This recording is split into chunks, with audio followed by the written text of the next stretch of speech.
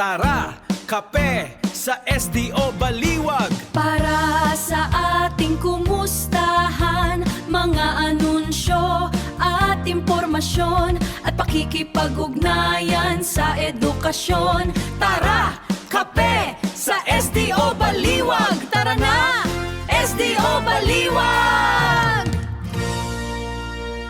Mainit na kape at makabuluhang usapan para sa isang maalab na buwan ng mga kababaihan.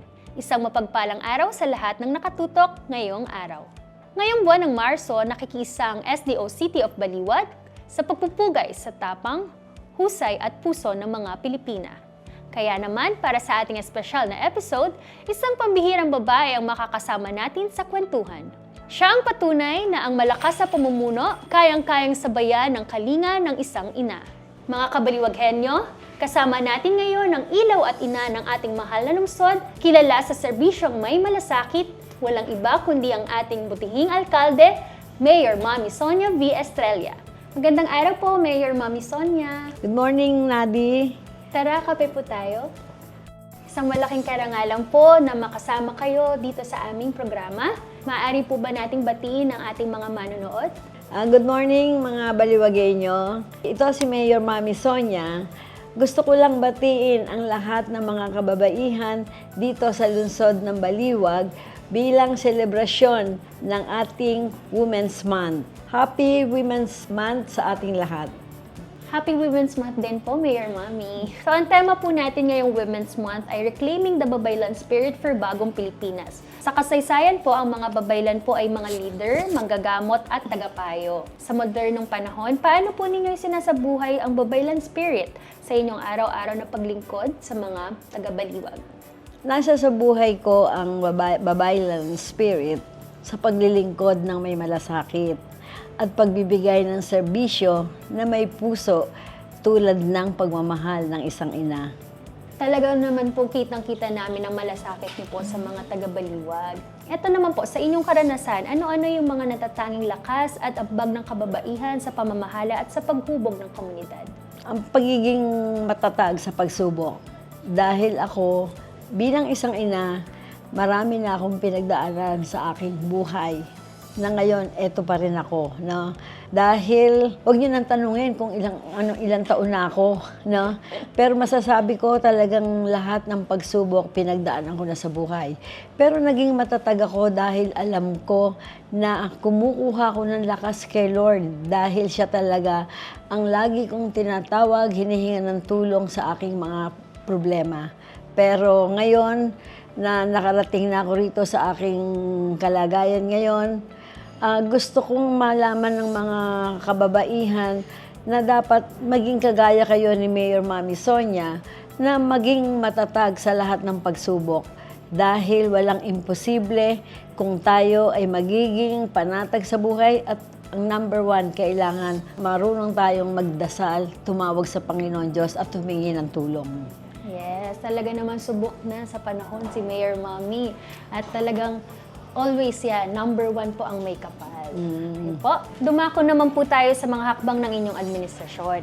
So ano po yung mga pangunahing programa o inisyatibo ninyo ngayon sa Baliwag na direktang nagpapalakas at nagpoprotekta sa kapakanan at karapatan ng mga kababaihan at mga nanay? Dito, meron kaming health programs para sa mga nanay. Mayroon kaming monthly check-up at maternal care, lalo na sa mga buntis, no? Meron kaming livelihood program, training skills para sa mga kababaihan, at meron din kaming protection para sa mga kababaihan laban sa karahasan at suporta sa mga solo parents, lalong-lalo na sa mga kabataan na nagbubuntis ng maaga at the age of 12.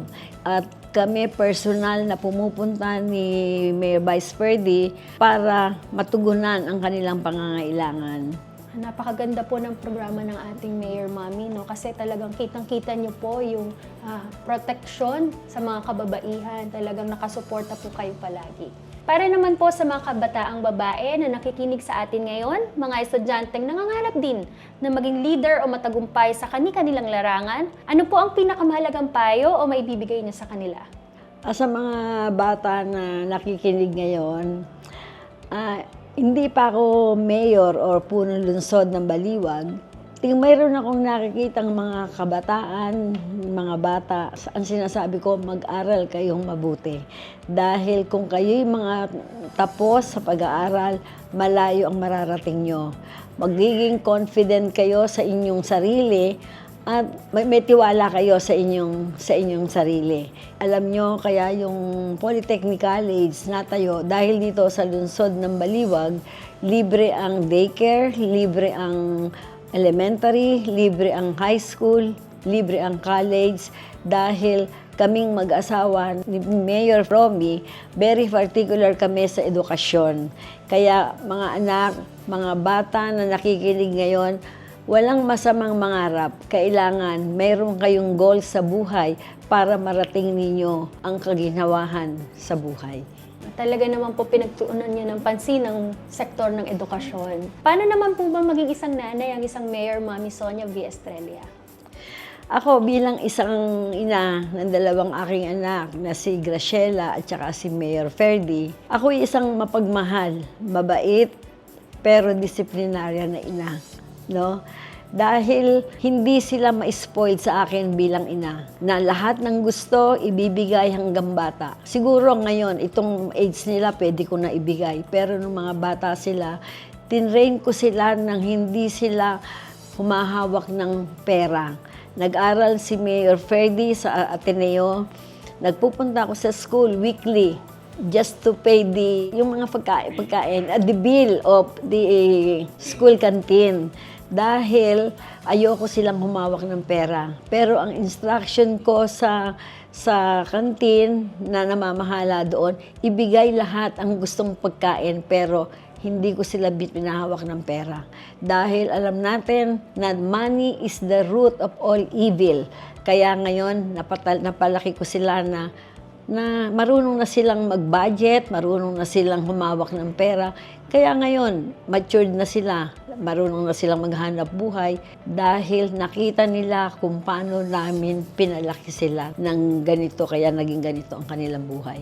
Importante po talaga na balanse tayo, no? Dapat nagmamahal tayo, pero may pagdisiplina rin sa ating mga anak.